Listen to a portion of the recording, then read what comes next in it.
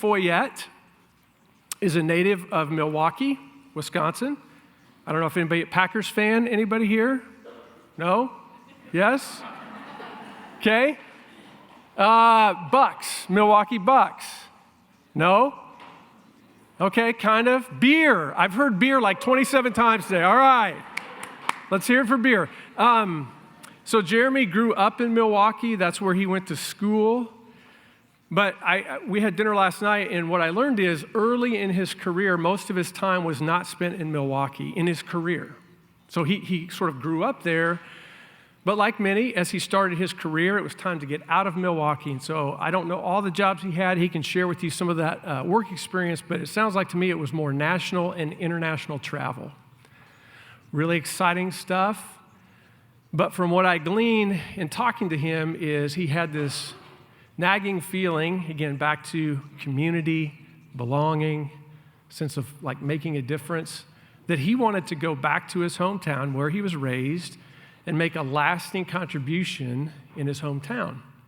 So in 2009, he and some others, I don't know how many, but several, started this organization, NEWaukee. And I like the way they define themselves here. It's a talent attraction and retention agency, almost like to me what Greater Wichita Partnership is doing on the talent side, but it is a for-profit entity. And what they do is they work with public and private groups, and they try to help them engage the talent needed to drive them forward. I actually reviewed their website and their mission, and I really like their mission. So let me share with you what I read. They want to design memorable in-person experiences that create a beacon of belonging inside the communities and companies they work with. Experiences, belonging, communities and companies, right? And just I'll share a little bit more about me and we'll let Jeremy come up. So I connect again to this idea of experiences and community, right? I heard a phrase that stuck with me. Maybe it's because I'm the old guy. I'm getting older. And I heard a phrase several years ago that stuck with me.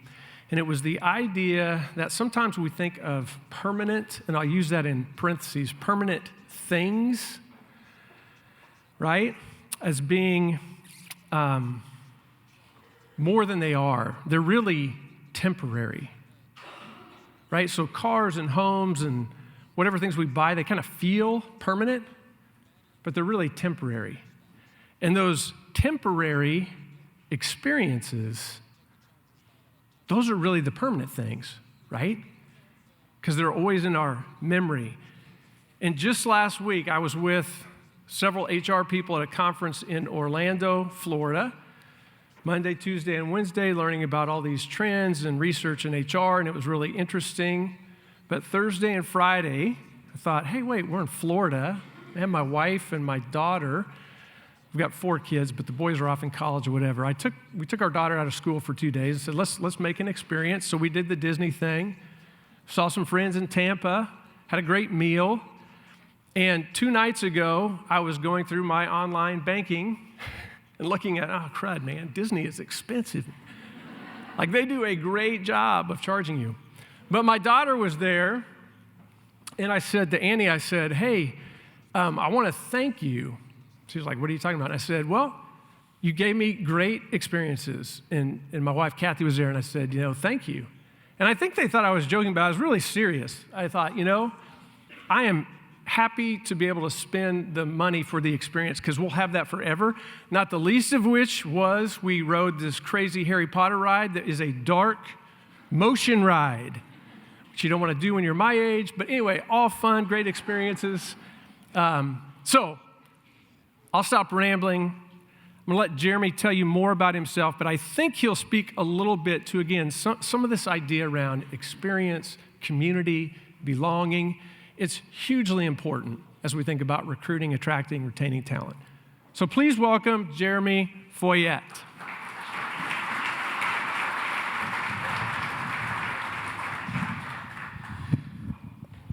Thank you, Jeff. Now that we know you don't work at your job, That's interesting to know. Check, noted. So my name is Jeremy again. I've already learned a couple things about Wichita. That is, everybody is very welcoming when I first got here and has been extremely friendly, sometimes even overly friendly. But it's been interesting. I also know there's an East Side, West Side war already about neighborhoods. So that's been an interesting undertaking. And what I hope to do today is share my story of entrepreneurship, of what we've created in Milwaukee. And keep this in mind, and I'll repeat it twice. These are things that we did in Milwaukee for our challenges. Your challenges can be different, and you'll have different solutions. But this is what we responded to in the last 10 years of this company, is how do we find belonging and build belonging in our community. And I wrote this presentation up to the last hour here because we're writing a book right now, and I tried to put this in a book frame, or in a story arc of when we started to where we are now. So come along with the journey of me.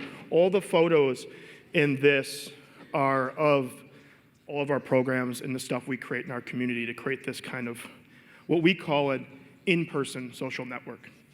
So my chapter 1, which some people have referred to as how do you really be a tourist in your own city, was 10 years ago in 2009, is how do we replace the unknown with curiosity in our communities?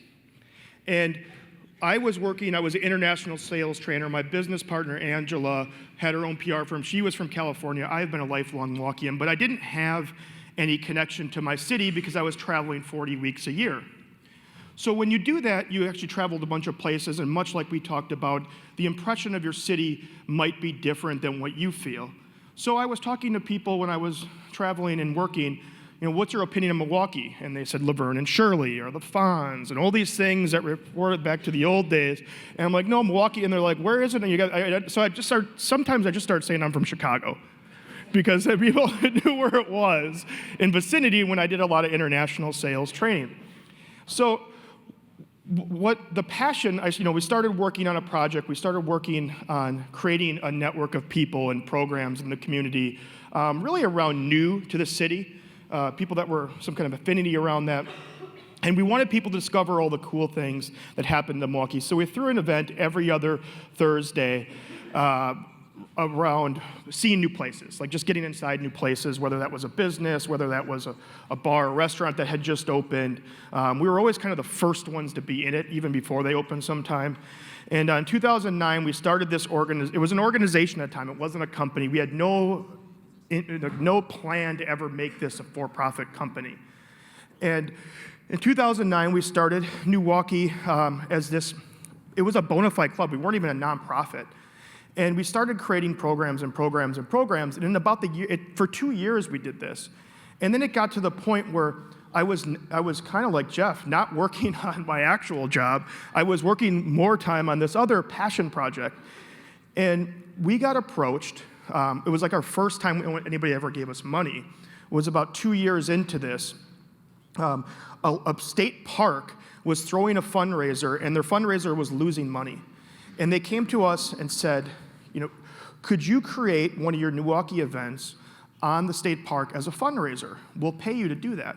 So we created this event, and usually our events had about 100 to 200 people show up at them on a Thursday. We decided to do it on a Friday night. This is a picture of one of the kids that showed up there.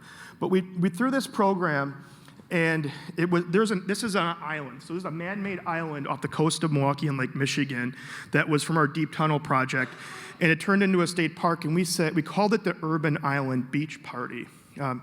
It's actually a peninsula, but no one would go to a peninsula party. It just doesn't sound as cool, right?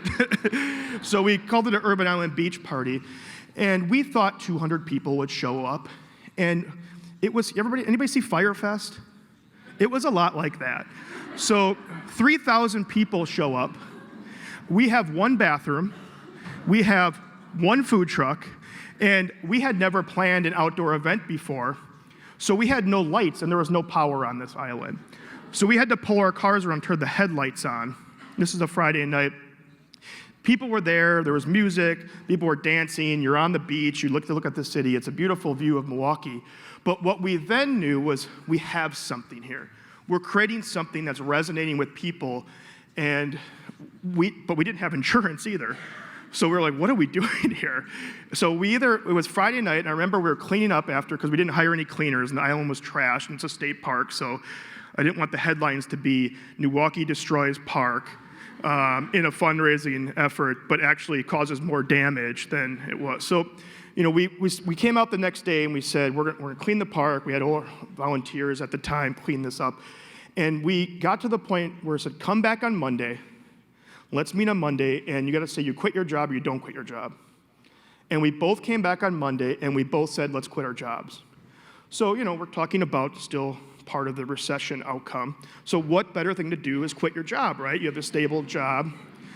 And then during this time when we were saying we're going to do this, well, what is it? And then I signed a 5-year lease in an old mall downtown without telling my business partner. So no business plan, no revenue during the end of the recession, and think of all this kind of outcomes. But we had something, and I knew there was something there, and we started talking, what are we creating? And the term we use is social architecture. In social architecture is the conscious design of environment shifting the populations toward a set of goal that can be used for many different things. And that can be used by employers to attract and retain talent. That can be used by municipalities that want to create a sense of belonging or a strategy. A lot of developers hire us to bring people to their buildings and their projects, if they're apartments or their offices. They want people to connect to their space. And then, obviously, just companies that we create so many programs now, companies also want to sell their stuff. And that helped us really build a small business platform. So social architecture is a theory that usually was used in software, but we use it in people. So my chapter 3 here is what is really happening in the room is deliberate serendipity. How do we be deliberate about getting people together so serendipity can happen to change our city?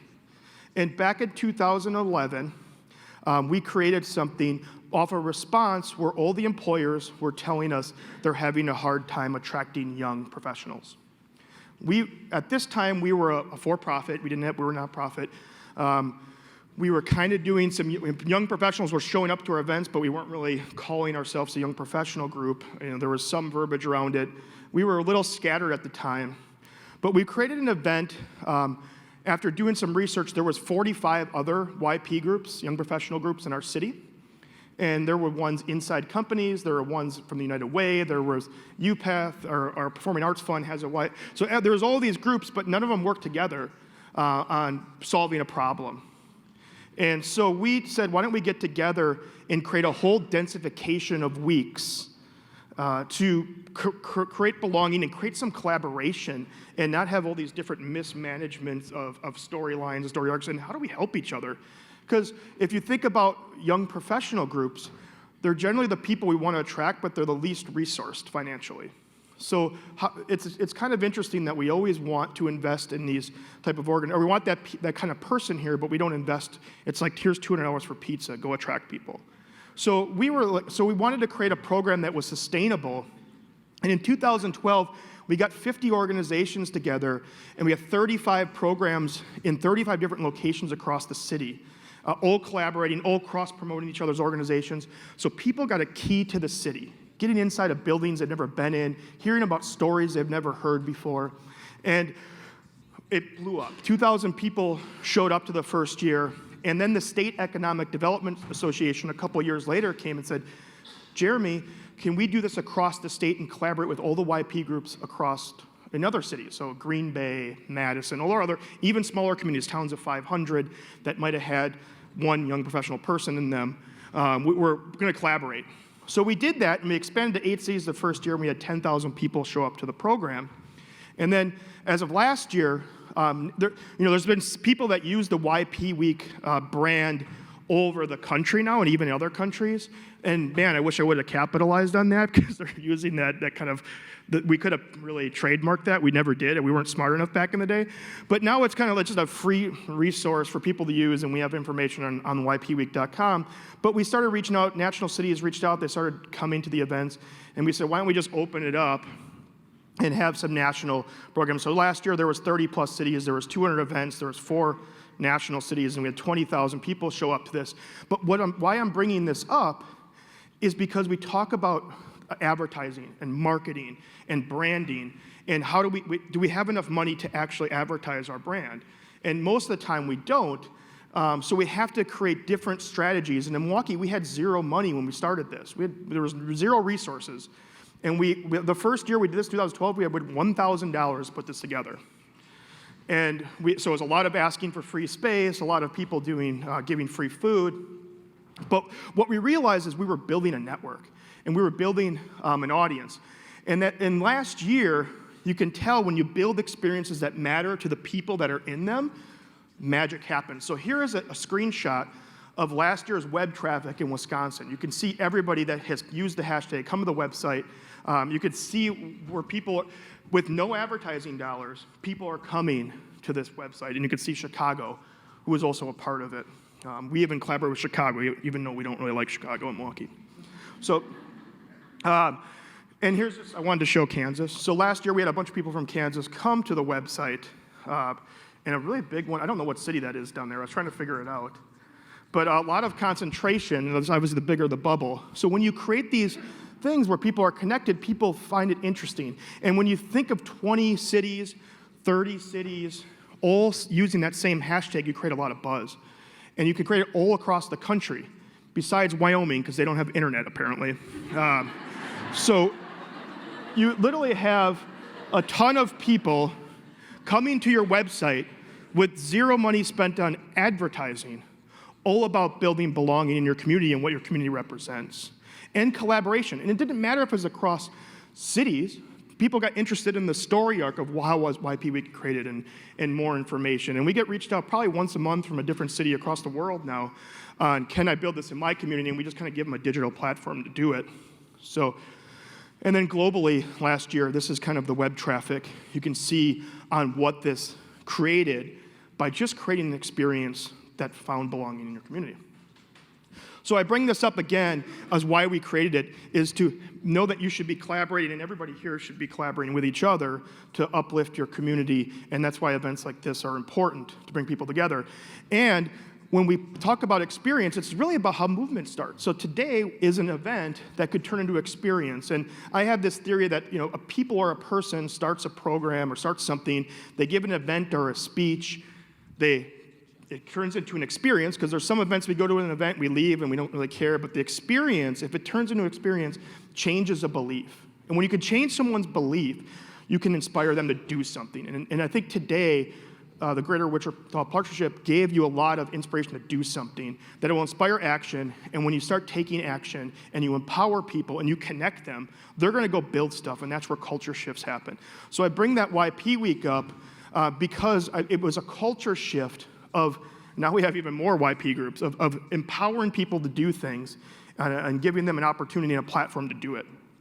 So at that time, we started studying, these YP groups were reaching out to us, so we started studying YP groups and really the lack of, again, resources that goes into them and how similar they all are. So they all have a lunch and learn event, they all have a philanthropic event, and then they all have some kind of happy hour social. And I picked up this book that kind of changed my life forever called Pattern Language. And it looks at the patterns of how to build community. It's an architecture book that talks about building cities for people. And we don't want to be a YP group, and then we also thought the term young professional isn't really the most inclusive term when you start thinking of people in manufacturing, which Milwaukee has a high identification of, that are young, don't identify, and also artists in the community that we wanted, the creative class, the community that we wanted to engage with as well, because there was a lot of YP groups that typically talk to everybody that kind of looks like them. So we kind of left that. We still do YP Week to this day, but we're trying to be more open with it. And we read this book called Pattern Language, and we really got to take this whole company in a different direction. And where it went was really fascinating. So we started talking about, much like we were talking about today, the soul of our city. And we know, and I do these presentations a lot now, and there's a lot of similar challenges, a lot of different challenges. But one thing that I do hear a lot is, we have a great food scene, and we have a great brewery scene, and we have a local radio station, or we have, all these things are kind of similar. So our tourism department and a lot of our other organizations always focus on stuff that isn't the soul, which what I was so impressed by here was focus on what's authentic, and that's what we started focusing on. And I'll just tell you what we started, and this is a really good thing. I went to Helsinki and I took a picture of what they just kind of owned who they are, right? And I thought, because one of our biggest, hardest things to do is Milwaukee's really cold. I'm never going to go there. And I was like, man, if we just did this, people would love it. These banners are everywhere across the city in the winter. And I don't even know why I was there. I was like, why am I here? Why didn't I come here in the summertime? So we started thinking, what's the soul of Milwaukee? And the soul of Milwaukee was cheese. And people will rip on us for that, but you can't go to a restaurant without cheese. We were at the restaurant last night. There was a big cheese board. Wisconsin is a premium thing that people eat. And then we just don't like cheese. We have to deep fry everything. So we deep fry all of our cheese too. But if you think about Milwaukee, we were also a beer city. And beer is a thing that everybody relates to and knows what it is. But we were, you think about all the original craft brands like Pabst and Miller and no, not craft brands, just original brands. Those all started in Milwaukee. So it's a deep, rich history of brewing. Those breweries are now neighborhoods. So there's the Blatz District, the Schlitz District, the Pabst District, the Miller District. And they're interesting neighborhoods because they've been repurposed for the future. And I think someone said before of, don't let go of your past. But here are all those things we've surveyed people through across the city that they came up with of why what's really unique to us. We had 3 socialist mayors before our last 2. So it was a socialist city. There's a really big land trust. And then water. So think about all the breweries back in the day needed water. And we were on the Great Lakes. And it was 10 years ago, we started looking at all the water companies and realized we have 250 of them. So when you go to the bathroom, if you're a guy and you go to the urinal, every single component of that urinal is probably made somewhere in Milwaukee or in Wisconsin. You think of Kohler, you think of InSinkerator in your sink, you think of the Badger meter water flow. So we are really, the soul of our city is water, and we are on a lake and we're on 3 rivers. And so we developed the freshwater science building in the city to really think about fresh water being the new oil of the world. And we're positioned ourselves to take the old and create new again. But also supper clubs, and even fish fries. You guys, fish fries in Milwaukee are weird. You can go across the whole state, and there's bars that don't even have a restaurant in them that pop up a fish fry on Friday nights. And everybody tells you the best fish fry, and you're like going there, this place isn't even up to code. How do they have the best fish fry? And someone throws a deep fryer in the back, and they cook up fish. So we deep fry a lot of stuff, but the thing that I heard last night at dinner here was the same, I think, that holds true in Milwaukee, was our city is unfinished. And it's up to us to connect to each other, empower each other, and build a city that we want to belong in. And you can go to San Francisco or even Chicago but your story is already kind of written. That city has a story. In Milwaukee, we didn't really have a brand, or we still kind of don't really have a brand. But we know that people that come here can build stuff fast because they have access to people really quickly. The city is very good at connecting people. And we want to build, again, the future. So when you focus on selling Wichita, focus on what's the soul of what you're doing and what is the partnership is kind of outlaid for you. But we came up with this as what our vision for Milwaukee is. Our trends are other people's, our traditions are, their trends are our traditions. And if you think about cheese being everywhere, the craft brewery movement, custard and food and all these things, historic preservation, and even bowling's gonna be cool again, like supper clubs are now cool again and hip. So we thought about this as how we're gonna, and this was done with just us, NEWaukee, not the rest of the city, but how do we build this and ingrain this in a mind that we were once trendsetters, and those are traditions, but now these are all kind of normal in cities now, like beer and food are the rebirth of what cities are creating and the craft movement. So we thought, what if we didn't wait about advertising back in the day? And what if we built our own audience?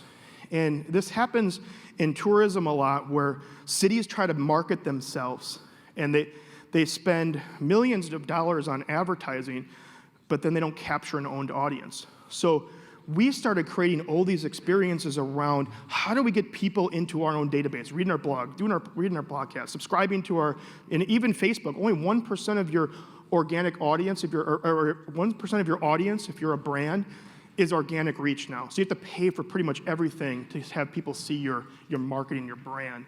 So we focused on building our own membership, but we didn't have people pay for it. So right now, 10 years later, we have 250,000 subscribers across the United States based on the experiences that we've built, and I'm going to show you some of these in a little bit of some of the case studies and some of the things that could be replicable but could be just for Milwaukee, and some of the things you're already doing. So the first thing is our companies were, after we built YP Week and all these other things, people were coming to us saying, you guys have your pulse on the culture of the city more than other people do. Can you help our recruiters sell our city? And we thought we could do an educational seminar, which we do, but how do you get someone to experience? Like, who's seen Game of Thrones in here? So some of you haven't. So try to explain to someone Game of Thrones and why they should see it, but if they haven't seen it, they probably they can't experience it, right? So the same applies to the culture of a city on how do we build experiences that connect people to what you're trying to sell. Because what we're finding is the recruitment strategy of companies and the recruiters weren't living what they were selling. So we had to show that to them. So every quarter, we run a class and experience with a bunch of companies that come together, and we give different speakers an option, a time, an hour, to talk about what they're working on in their community. And there's interactive feedback sessions, but in the last couple of years, we've done 20 tours, we've had 1,500 recruiters. After the class, go to the experience. We have a 4-hour bus tour, on-off bus experience in different neighborhoods, in different places. So because it's one thing just to tell it, it's another thing to show it. And if you don't have the showing, you don't have that real trust. So this is a thing that we do all the time now, and sometimes companies hire us to do it privately, but it's been a really interesting way of how do we live what we're talking about, how are we selling what we're talking about. And when we were doing all these tours, what we found is that we started digging into like data. So companies then started saying, okay, you're selling the city, we want your help on the recruitment side, but also, can you help us find and source talent? Or what are you creating? Because we've been creating these big programs with all these people in it, like the talent bait. We basically built a huge social network again. And then we started doing some research, and we found some pretty interesting information on Gen Z and millennials, because we were always asked to speak on this stuff. But they asked us, how do we retain and attract people? And we started digging into Gen Z with our university here in Milwaukee, and we found that Gen Z is going to ask their family or friends first before they go online about the company. And that's how they're job searching. And these are trends that we've seen across the country. They've also going to ask someone they know first. So with the rise of social media and TikTok and all these different platforms, people are asking their friends first. That's why brand matters more than ever. And then they're going to go to your company employee website, and then they're going to go to a job search website last, which I found really interesting. It usually was the other way around, right?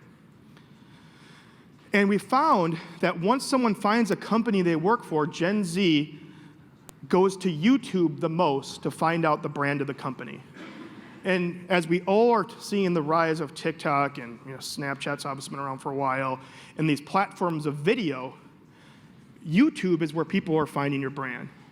And when we found this out a couple years ago, we hired a full-time videographer to capture every single story and everything we do at NEWaukee, so we could export that, and started working with companies on telling their story through a YouTube platform. So Instagram, LinkedIn and Glassdoor are last. You'd think those would be the first places you would go for finding your company or finding more information about the company, but they're actually not. So think about that as a strategy in the future of what does your YouTube channel look like? What does your video channel look like? Not saying everybody should get on TikTok, because there's really no business platform for that yet, but nor maybe do you want to be on that. But it is an interesting thing, and we also found that the average Gen Z person wants a 15 or minute less application process. We know those can be daunting, and they want 5 minutes is perfect. And they also, during this process, 66% of Gen Z people wanted consistent feedback. I think the gentleman up here earlier talked about we want to know what we're doing right or wrong. And that was a common trend we saw, just with millennials too, kind of a similar trend. But really what they expect was eye-opening for me. 77% of Gen Z said the diversity affects their decision on when they want to work somewhere. In Milwaukee, that's a huge topic right now. 84% look for an employer to help them develop the skills. We're kind of going back to the employer training. How do we develop people and develop their whole careers to their pathway? And 30% are willing to take a pay cut if they're more socially responsible. So think about these things when I heard a lot of social responsibility here, which I was actually pretty impressed by what companies are doing here. So it's on the right track. And really the difference between Gen Z and millennial, what we found is they're motivated by more security in their workplace, and not as much as the millennials were. So, and 80% of Gen Z says we want to embrace failure. This is the toughest one because I can say we all talk about innovation, accepting failure, but we don't actually do it. We never practice it. And if you think about what's your process for failure, as opposed to just saying, yeah, we accept failure, because we know we don't. When people fail, they get shunned by their employees. They feel like it turns into a bad place. And so if you don't have a process for failure, you have to create one. And I can show you a couple of things we do later on here. And Gen Z is a lot more competitive than collaborative, which is the opposite of how millennials were through some of these trends. And this is obviously feedback that we've heard. And this is where it got really disturbing when we went down this path of research, was Gen Z also ranks 10 points higher than all other generations when it comes to loneliness. And as we talk about belonging and talk about community and talent, it's all the same now. There is no difference. And the fact that we think we're going to just recruit as a company and not care about city and people's lives is different. And a book that you might want to pick up is called The Crisis of Connection. And it has hundreds and hundreds of data points on what is happening in society and tries to kind of lay out a platform of why. And what we found, and what some of the findings that were found in the crisis of connection, were 46% of people feel they're socially isolated. To think about how keeping people can be a problem. And that's up 20% from the 1980s.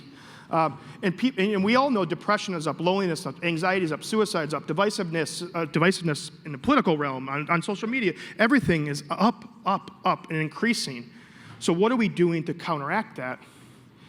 And what a lot of healthcare providers, and some of the ones we work with in Milwaukee, found that it's basically equals about smoking 15 cigarettes a day, if that sounds fun. So we found on some of our research in the UWM, Milwaukee, was that there's a direct correlation to the iPhone and a spike in loneliness. And this is not the only reason, but it is kind of part of the reason. We also found that a third of Americans used to spend time with their neighbors several times a week. Now it's down to 19%.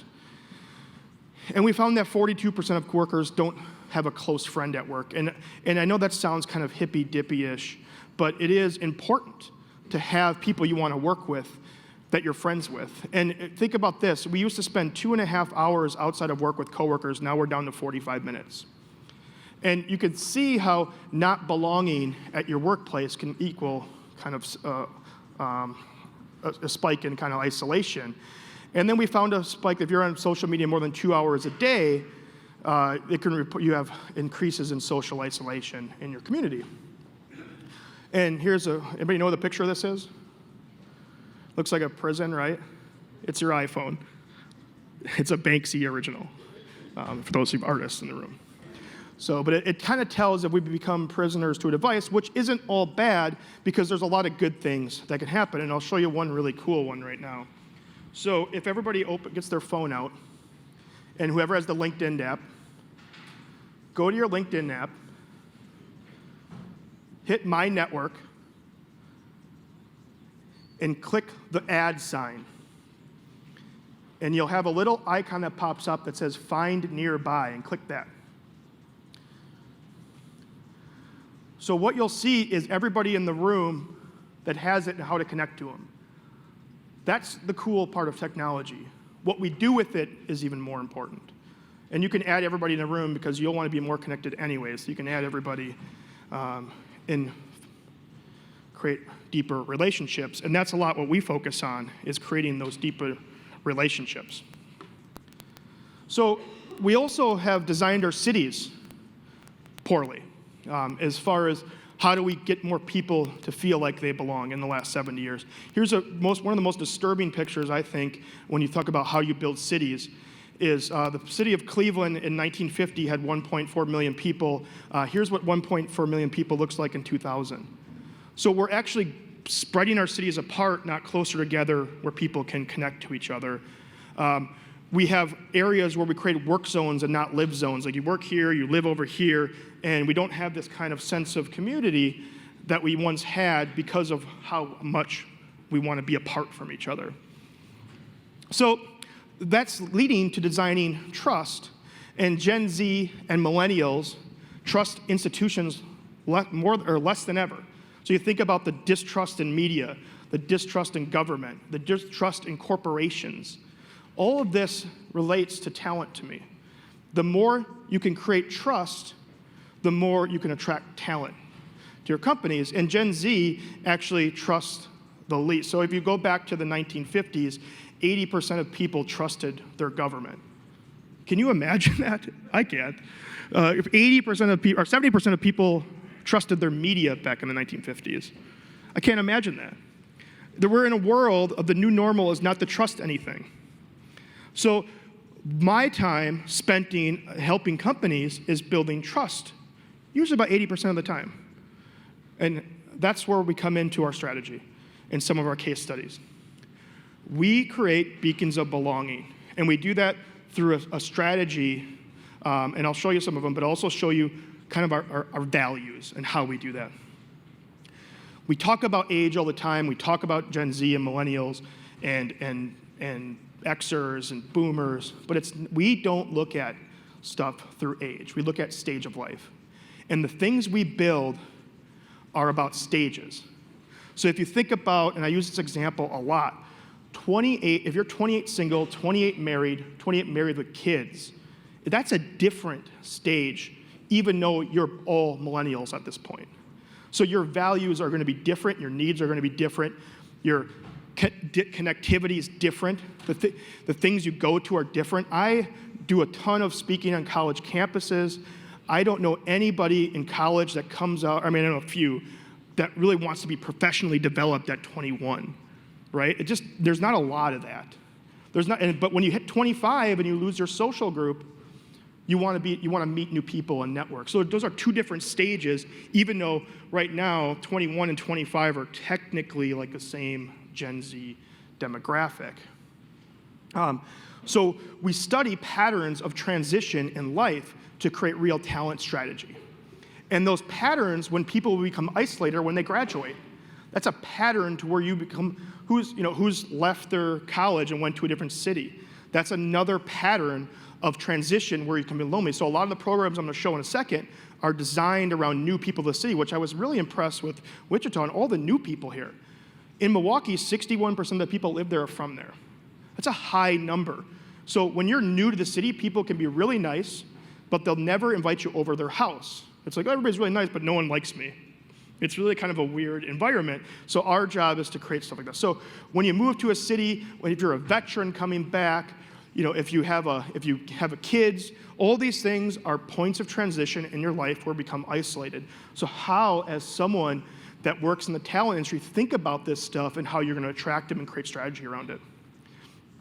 And then what we've learned through millennials and Gen Z is people want mechanisms for change in their company, but also in their community. So this is our kind of step 3, is every program we create has some kind of change element to it, and anybody in the room can access it and be a part of that change. And we also talk about intersectionality a lot. So when we create experiences and strategy, it's not just around affinity. I'm sure a lot of companies here have affinity organizations and affinity groups. But what we really care about is how do we take these affinity groups that exist in a lot of companies and blend them together to where they're teaching each other the values of why they're different, but also working together on programs. Because affinity is great, that's the first step, but the second step is when everybody intersects and you create an amazing place around all of these things. So, and it's really about consistency. You got to consistently do things. You can't do things once and then stop. And we think about even like events like today, we have to have more of this stuff where we get together and talk about this stuff, because through consistency becomes that serendipitous moments where we're talking and connecting and building things in our communities. And finally, how do you build trust? And we look at a lot of things on how do you rapidly prototype trust inside companies and teams. Because you can't really, if you have a company of 4,000 employees, you can't do that overnight. But if I have a team inside that company of 10 people, we can build something quick. And we think the only way to build trust is shared experiences plus time. And I'll show you a couple of those. So here's a case study of what we create inside companies and outside companies and some of the results. It's called Collab. It's a civic accelerator.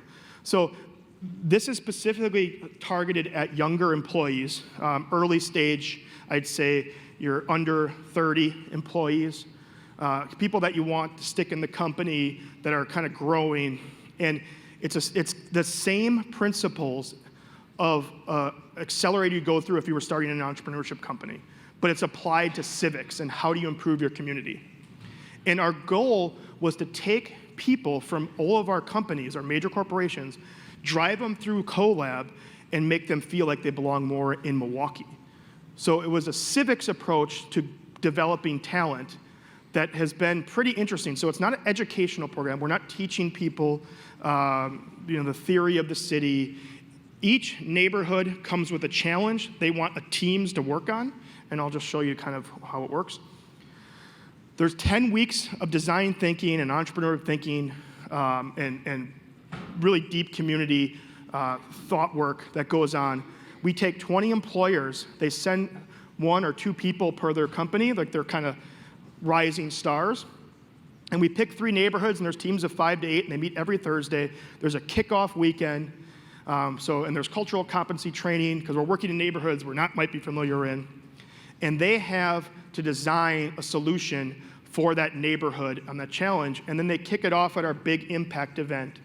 And everybody that comes in, much like this room, would pay $25 to come to the event, and everybody gets a vote, and all the money goes to the winning project.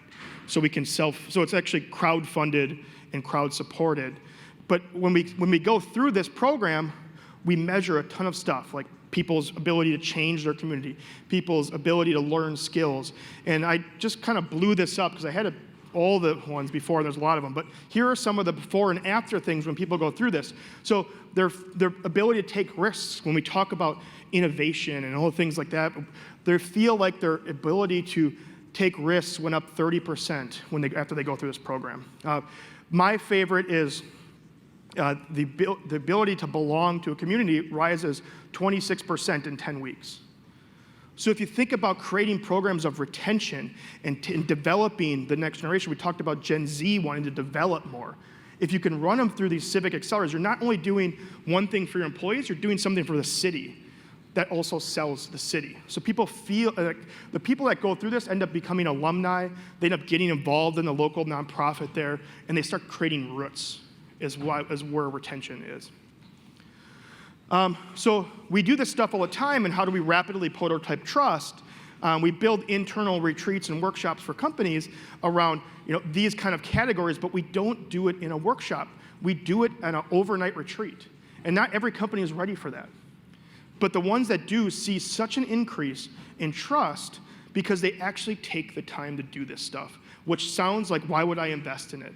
Why would I, this is just, we have so much stuff to do, but if you take a step back and you want to create better workplaces, we find through people going through this, there's a 35 to 50%, we do this, run these retreats and stuff for different companies, but they feel like they can trust each other, which is how we increase productivity.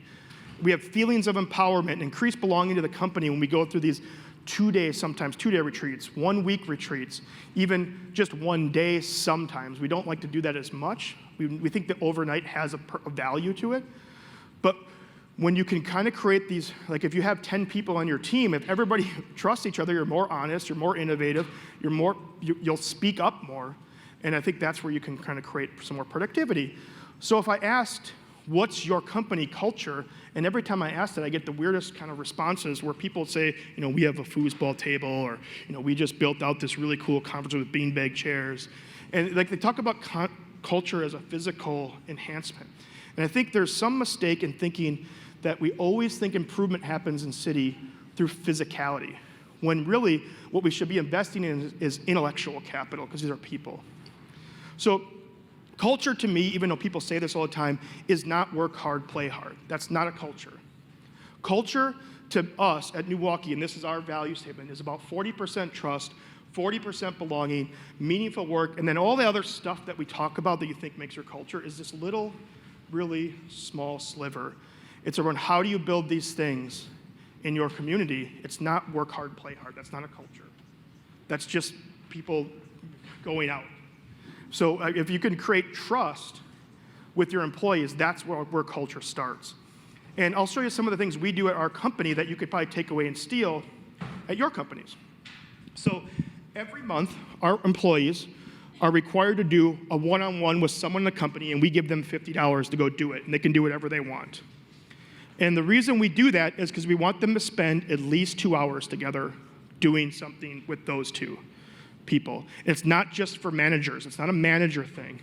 It's about every employee knowing each other's family, personal background, hearing where they're coming from. And so that's one thing we do all the time. We are almost religious about one-on-ones. The next thing that we do that you could, maybe you can't do this in some of the bigger companies, but we found out, you have Labor Day, you have Memorial Day, you have the holidays, and every time we have a 3-day weekend holiday, people come back and they feel more energized and they're more productive that Monday when they come back from that break, or that Tuesday. So we just looked at every single month in the year that doesn't have one of those holidays and made a 3-day mandatory work vacation, pretty much. So we just made a fake holiday in each month that doesn't have holidays. And then we see productivity go up when people come back from this stuff, and we're like, okay, so more time off doesn't equal less work, because we're always taught that's the way it is. We do crush sessions work with our team, and then we have these things called pit stops. So anybody in the company, if we're working on a project, because we talk about innovation all the time, and it usually goes to tech, well, how do we create more HR innovation? So we have pit stops in our company where anybody can call someone out on an idea and take 20 minutes of their time to go talk about it one-on-one around how do we improve the process and save money and save ideas and maybe not do some mistakes twice. And it's a process of innovation. It's a process of letting people bring it. So it's not like just saying, hey, we're an innovative company. It's like, what's your process to do that? And then this is the easiest thing we've ever done, but it's the most impactful thing that's ever been in our company, is we call it facts of the day. Everybody in their micro teams has to send what they worked on in about a 5-minute email to the rest of their team at the end of each day at 4 o'clock or 3 o'clock, whenever they leave. And the reason we do that is because in your company, people, well, I never knew that was going on. No one ever told me that, or I didn't get that. So by the end of the day, it's not like we're trying to track what you're doing all day, but it's just like, hey, I had a meeting with this person, this is how it went. Hey, I did this. It literally takes 5 minutes, but it saves so much time and so much communication, so many meetings, by just having your team do a fact of the day and sending that to each other, so we don't have I didn't know we were working on that, or I didn't hear that from this person, and everybody just replies all, and you get to read them. And so we also fund, if you have alternate transportation to the company, we'll pay for that. But these are just some small things, the company trip every year, and then every month, there's an inspiration break that someone else plans to go discover our city, because we have to be experts in how do we sell our city. So one person in the company plans a 3-hour offsite to whatever the city means to them. And it's a way for us to be tourists in our own city, and I learn a lot of stuff about my city that I still don't know. So it's always learning. If my job is to sell my city and sell companies, this is how I do it. So we had to get really unconventional in Milwaukee, and we had to do some really interesting work to attract people here. And I'll show you a couple unconventional things we did. So if you think about the best industry that attracts talent, it's not tech, it's not healthcare, it's college sports. College sports has the best recruiting strategy in the world. They build an employer and customer brand, and they're really big about both. They have to go where talent is. They have to sell the big picture, that they integrate people, and they have to develop, train them, and then they have to build an alumni system. And college is crazy. You pay your whole life to go into debt, and then you leave, and you actually pay them more money, and you have affinity to that person you paid and go into debt to. But the company that bails you out of that debt, you have no affinity to.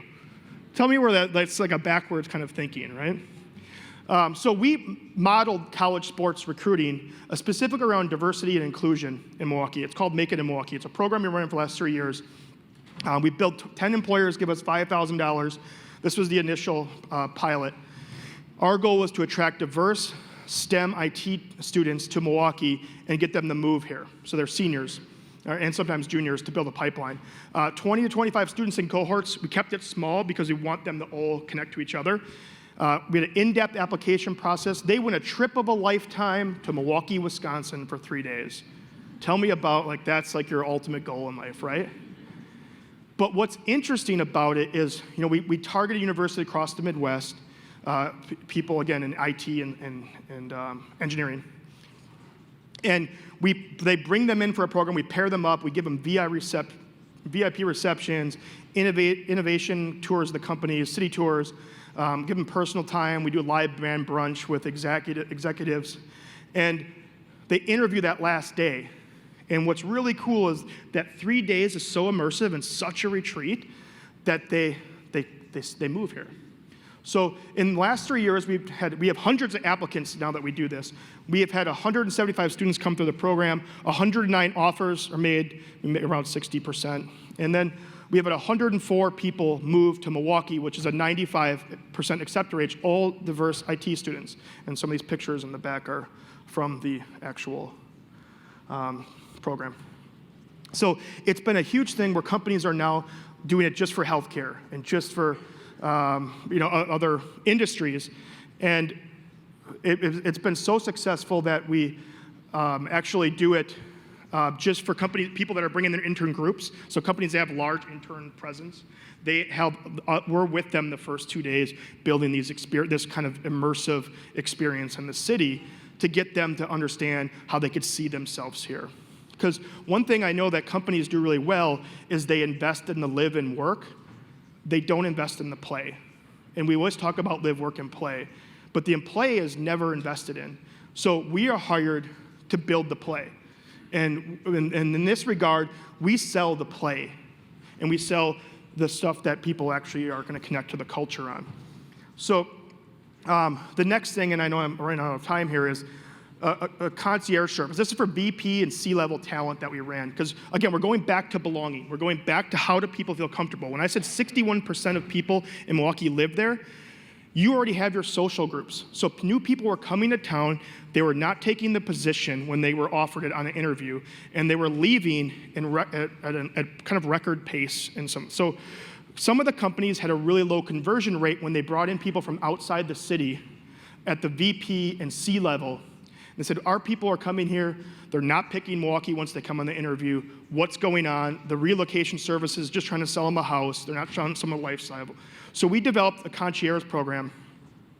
And we were going to give personal tours based on the data profile of the person coming through with their significant other, if they had one. And we were going to give them a tour based on what we thought the city could offer, what they're coming from. So we wanted to match up what they had and match up what we have that they want, and also what we could offer that they didn't have. So in that first year, we made 23 offers to C-level and VP talent, and 23 accepted. That was a 100% conversion rate, where the conversion rate was usually 70%. And then, since 2017, we've done 338 tours for all of our companies that go through this program. We've made 253 offers, and we have 250 accepted offers. So on their their last interview, there's always competitiveness, right, between a bunch of people coming in for that last interview. They come through us as a personal tour, and we have staff that takes them on these tours, and we sell them the lifestyle. and we sell them the city. But we don't just stop there, because this is where everybody stops. We hire them, and then we don't integrate and onboard them. We build 180-day community integration plans for those people to connect to networks, to connect to city, to connect to nonprofits, to connect to other things in the community, and much of what you're talked about today, on how they belong. And what we hear, it's the most authentic hiring experience I've ever had at any company, because we care about them. And we also care about, we've had people where their significant other says, I have sabotaged the last 2 cities because I didn't want to move there. And I have sat in the car where I got yelled at the whole time because Milwaukee is a terrible place because it's snowing out. And then by the end of it, they move. Because someone is there to be their hand and connect them to the things that they feel comfortable. Because people need to feel comfortable. And I'm going to kind of skip ahead here since we're running out of time. But again, all this around the welcome party. So we created a welcome party because we thought people were new to the city. Who's new here again to the city? Who's newer, not a permanent resident? So when you come here and you want to connect to a city, it's hard to connect into a social groups. So we just created an affinity program around welcoming everyone. So every quarter, we throw a big party with 20 different vendors, 20 and live DJ, bands and stuff. And people come out like the droves to come to this, to connect to other people that knew, because that's where the affinity happens. And then they're matched up with local other YP groups and if it is a young professional thing, but it is not just about the age. People come from all ages to this stuff, and they connect to all the things in the community that make them want to stay there. So it's a retention strategy for us.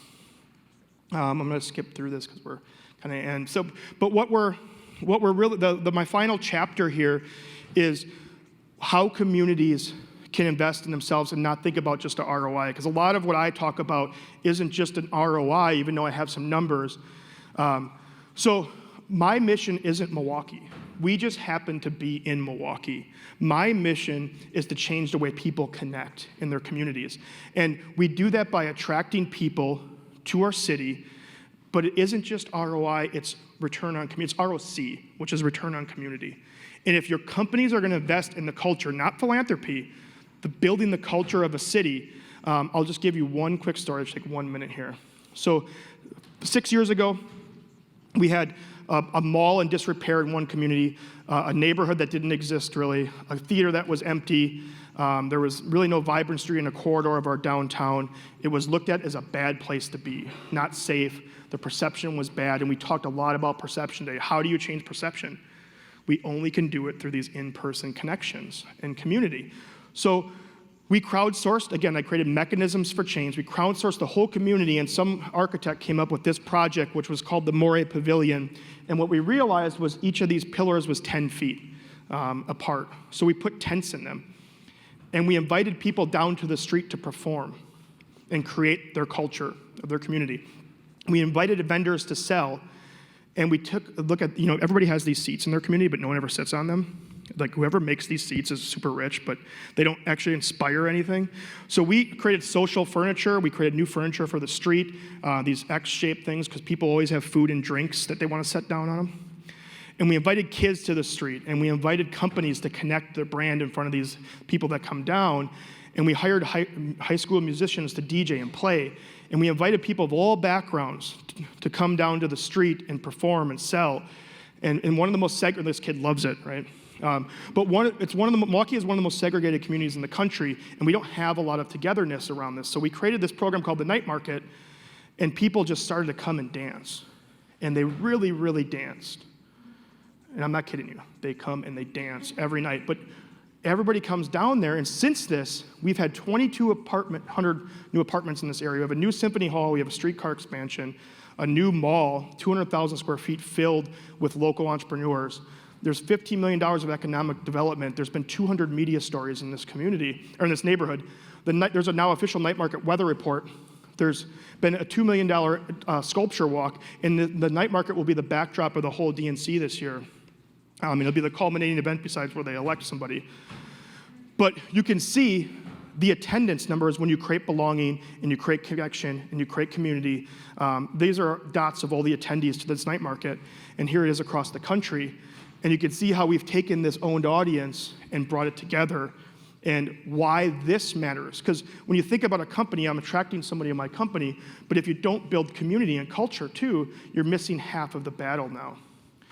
So for one night, 4 times a year in the summer, we create this night market and people feel like they belong. And here's my mentor on the street saying he would never come down to the side of the street because he didn't feel safe as an African American. So it's different now. And we think if we can create these kind of programs and we really think about the elusive secret to talent retention isn't just marketing. It's really around how do we make sure everybody everywhere is what they're chasing is belonging and how we create that in our communities. And thank you. Sorry, that went a little over.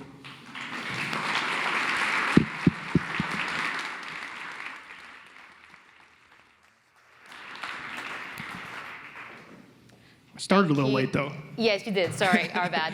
Thank you so much, Jeremy. He will be hanging around for the next 30 to 45 minutes, so to ask one-on-one questions. We also want to be respectful of your time. It is already 1 p.m., so I'm going to wrap up the day, and please do catch Jeremy if you have any specific questions on his programming. But thank you so much for such an inspiring presentation. Can we please give another round of applause, please?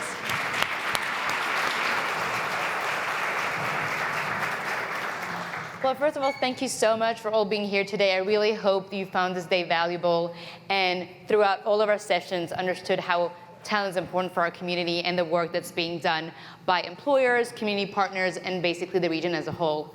There's so much that's underway, so much that we've already accomplished, but there's also a lot left to be done in order for us to stay competitive in this talent war. So what we invite you to do is share the tools, use the tools, give us feedback on what's working and what's not working. Share what you learned today with your peers and colleagues that weren't here today. And just consider us an extension of your team. We want to work alongside you to make sure that you recruit the right people and retain the people that you have here today. You will get a follow-up email in a few days. And for those of you who are needing SHRM certification points, you will get all the information in that email to do that. So thank you so much for being here, and we're really excited for what's to come in the Wichita region, and thank you for being our partners.